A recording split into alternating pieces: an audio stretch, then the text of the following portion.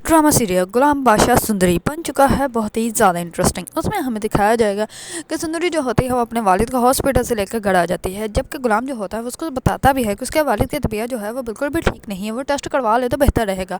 लेकिन सुंदरी जो होती है उसकी बात को मजाक में ले लेती है और उसको ऐसा लगता है कि जैसे उसके वालिद जो है वो ठीक है और ये डॉक्टर जो है वो खुद को बचाने के लिए सब कुछ कर रहा है।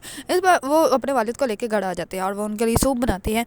इस बार उसके वालिद जो होते हैं वो कहते हैं कि मैं अभी बाद में जो है वो ये सूप पी लूँगा, अभी मैं थोड़ी देर आराम करना चाहता हूँ। इस बार सुंदरी जो होती है वो टीवी लगा के बैठ जाती है और उसकी आवाज़ भी बहुत ऊंची होती है, जिसकी वजह से जो होता है उसको अपने वालिद की आवाज़ सुनाई ही नहीं देती और उसका वालिद जो होता है उसको आवाज़ देता है और उसके बाद जो है वो सोफे से नीचे गिर जाता है और सुंदरी को पता भी नहीं चलता। इस पर सुंदरी जैसे अपने वालिद की तरफ देखती है तो वो बहुत ज़्यादा परेशान हो जाती हैं। इस पर सुंदरी जो होती है वो जल्दी से घर से बाहर भागती है और सब मोहल्ले वालों को इकट्ठा करती हैं। इस पर मोहल्ले वाले जो होते हैं वो कहते हैं कि वो डॉक्टर अभी भी होगा, उसको बुलाना चाहिए। इस पर सुंदरी जो होती है वो कहती है कि हाँ मुझे उस डॉक्टर का पता है। इस पर वो उसके जहाँ पे कैंप लगा होता है वहाँ पे जाती है तो वहाँ पे वॉचमैन जो होता है वो कहता है कि डॉक्टर साहब जो होते हैं वो यहाँ पे नहीं रहते, वो तो अपने फार्म हाउस पे रहते हैं। इस पर सुंदरी जो होती है वो जल्दी से उनके फार्म हाउस की तरफ भागती है और वहाँ जाकर जो है वो डॉक्टर के बारे में पूछती है। वहाँ पे दूसरे डॉक्टर बैठे होते हैं और वो कहते हैं कि किसका पूछ रही हो तुम। इस पर वो कहते हैं कि वही डॉक्टर जिन्होंने मेरे बाबा का इलाज किया था। इस पर वो कहते हैं कि तुम गुलाम का पूछ रही हो। इस पर वो कहती है कि हाँ डॉक्टर गुलाम का पूछ रही हूँ। इस पर वो उनको आवाज़ देती है तो वो सोए होते हैं। डॉक्टर गुलाम जो होता है वो सो रहा होता है। तो इस पर जैसे ही उठ के आता है तो उसको समझ नहीं आती, वो कहता है हुआ क्या है, बोल क्या रही हो तुम। इस पर वो कहती है कि जल्दी चलो मेरे बाबा की तबीयत ख़राब हो गई है। इस पर वो कहता है कि मैंने तुम्हें पहले ही आगाह किया था लेकिन तुमने जो है वो मेरी बात को सीरियस लिया ही नहीं। इस पर वो कहती है कि मुझे नहीं पता था, अब ये झगड़ने का टाइम नहीं, आप चलें। इस पर वो जूता पकड़ के जो है उसको पहनाने लगती है तो डॉक्टर गुलाम जो होता है उसके हाथ से जूता पकड़ लेता है और वो कहता है कि जूते नहीं पकड़ते।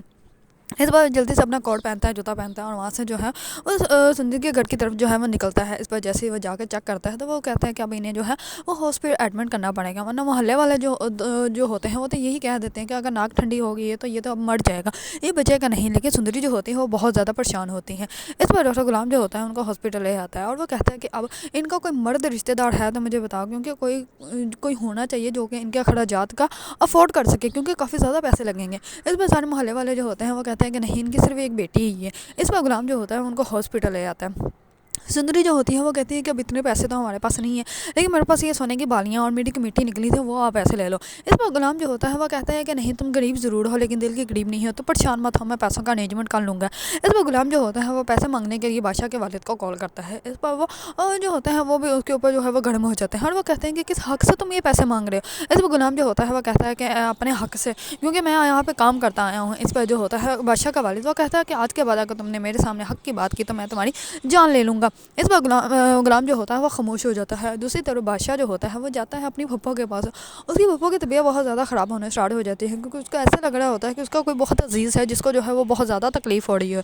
और ये बात सच ही होती है, क्योंकि उसकी अपनी बेटी जो होती है वो बहुत ज़्यादा तकलीफ़ में होती है और उसका अपना शौहर जो होता है वो हॉस्पिटल में पड़ा होता है और किसी को इस बात का इल्म भी नहीं। इस पर वो बादशाह को बार बार कहती है कि तुम जाओ जाकर पता करो कि उसे हुआ क्या है, वो कहाँ है, वो ठीक तो है, वो ज़िंदा है या मर गया है, बस ये कन्फर्म करके तुम मुझे बता दो। इस पर बादशाह जो होता है वो कहता है कि पापा मैं कितनी दफ़ा वहाँ पे गया हूँ लेकिन मुझे नहीं पता चला और वहाँ पे कोई भी नहीं जानता कि वो कहाँ चले गए, वो तो एकदम से गायब हो गए।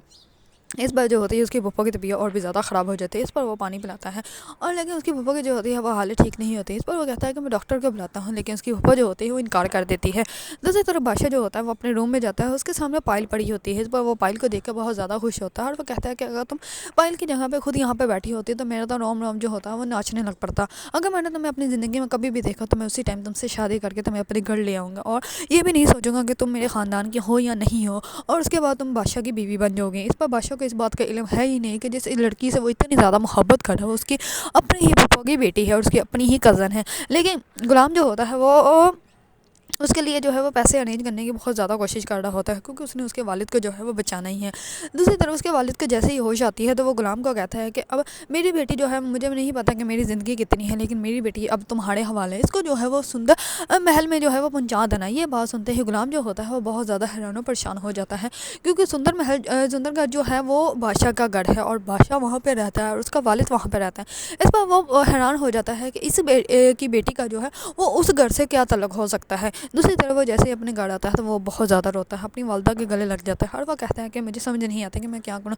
جب بھی میں ان لوگوں کو دیکھتا ہوں تو مجھے خود پہ شرمندگی آتی ہے، مجھے افسوس ہوتا ہے کہ اگر آپ نے تب جو ہے وہ وعدہ توڑ دیا ہوتا تو آج ہم لوگ جو ہے وہ ایک اچھی زندگی گزار رہے ہوتے ہیں، لیکن آپ کے وعدے کی وجہ سے ہمیں جو ہے وہ یہی زندگی جو ہے وہ گزارنی پڑے گی۔